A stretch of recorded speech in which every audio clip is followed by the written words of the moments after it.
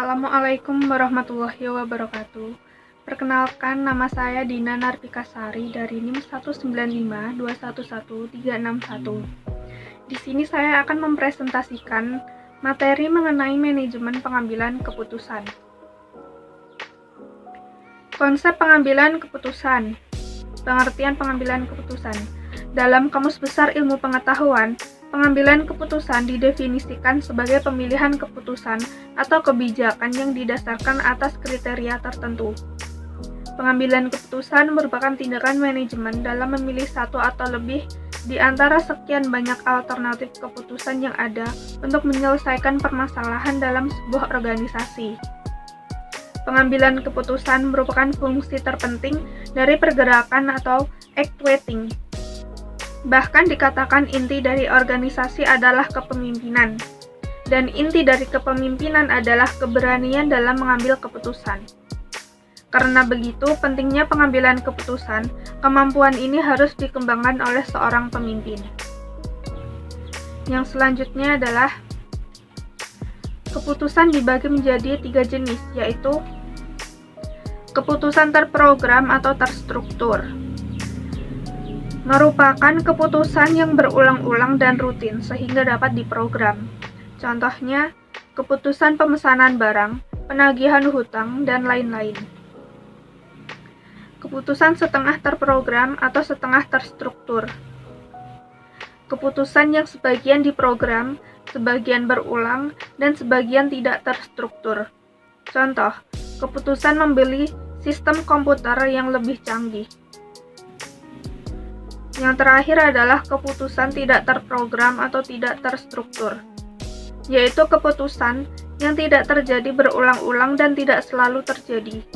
Contoh, keputusan untuk membuang bahan produksi ketika terjadi pencemaran bahan baku yang tiba-tiba terjadi. Kemudian jenis-jenis pengambilan keputusan. Yang pertama adalah keputusan auto-generate. Pada keputusan ini diambil dengan cepat dan kurang memperhatikan dan mempertimbangkan data, informasi, dan fakta pada lapangan. Yang kedua adalah keputusan induksi. Pada keputusan ini diambil dengan berdasarkan manajemen ilmiah, sehingga keputusan itu logis, ideal, dan rasional untuk dilaksanakan, dan resikonya relatif kecil, tetapi dalam proses pengambilan keputusan lebih lambat.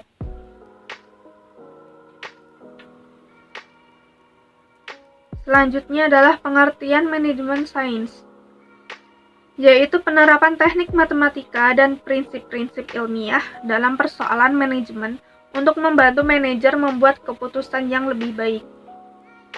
Manajemen sains merupakan pendekatan pengambilan keputusan manajerial yang didasarkan atas metode-metode ilmiah yang banyak menggunakan analisis kuantitatif. Berbagai nama diberikan untuk bidang ilmu yang melibatkan pendekatan-pendekatan kuantitatif untuk pengambilan keputusan. Selain manajemen sains, nama lain yang dikenal dan diterima luas adalah riset operasi. Sekarang banyak yang menggunakan nama riset operasi dan manajemen sains secara bergantian dengan arti yang sama. Kemudian, jenis-jenis teknik manajemen sains. Terdapat 4 teknik yang dapat digunakan dalam pengambilan keputusan menggunakan manajemen sains, yaitu program linear. Istilah pemrograman yang digunakan untuk mengidentifikasi teknik ini tidak mengacu pada komputer pemrograman, melainkan ke serangkaian langkah matematika yang telah ditentukan untuk memecahkan masalah.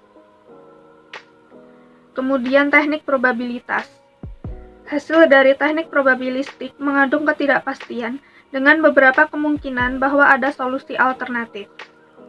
Kemudian teknik jaringan, terdiri dari model sistem probabilistik atau deterministik. Model ini menawarkan representasi bergambar dari sistem yang sedang dianalisis. Yang terakhir adalah teknik yang lain. Beberapa topik dalam teks tidak mudah dikategorikan, mungkin tumpang tindih antara beberapa kategori atau mungkin unik.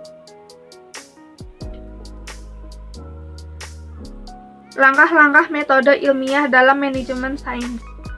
Manajemen sains mencakup pendekatan logis dan sistematis untuk pemecahan masalah, yang erat dengan apa yang dikenal sebagai metode ilmiah untuk menyelesaikan masalah. Terdapat 5 langkah metode ilmiah dalam manajemen sains, yaitu observasi, pendefinisian masalah, pembentukan model, solusi, dan implementasi.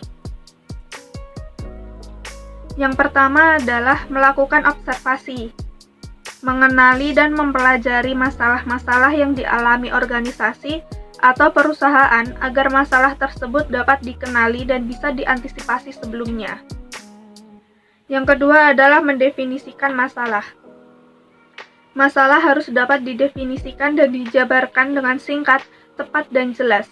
Visi dan misi perusahaan akan sangat membantu dalam mengetahui masalah yang sedang terjadi. Yang ketiga adalah membuat pemodelan.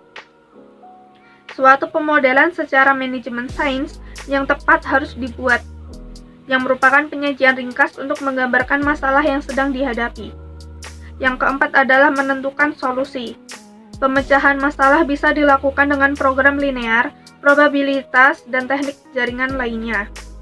Yang kelima adalah implementasi, pelaksanaan nyata dari model yang sudah dikembangkan atau pemecahan dari masalah yang dihasilkan oleh model yang telah dikembangkan. Kemudian, kegunaan manajemen sains dalam pengambilan keputusan. Untuk menyelesaikan masalah-masalah yang dihadapi oleh seorang manajer, baik yang bergerak dalam sektor publik maupun swasta, dalam proses pengambilan keputusan dengan cara pendekatan model-model matematika.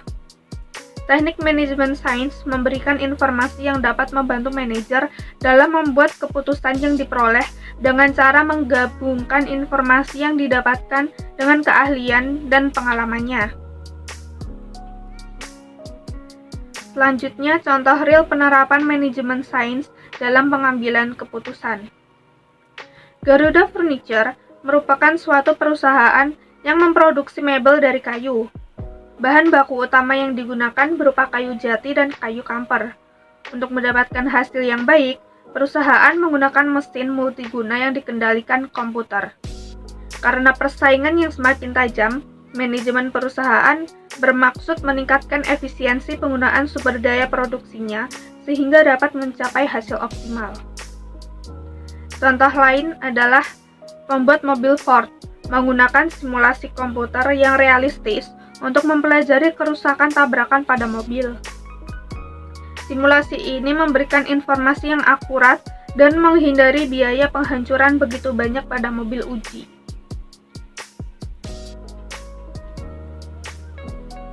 Sekian yang dapat saya sampaikan. Apabila ada kesalahan kata maupun perbuatan mohon dimaafkan. Wassalamualaikum warahmatullahi wabarakatuh.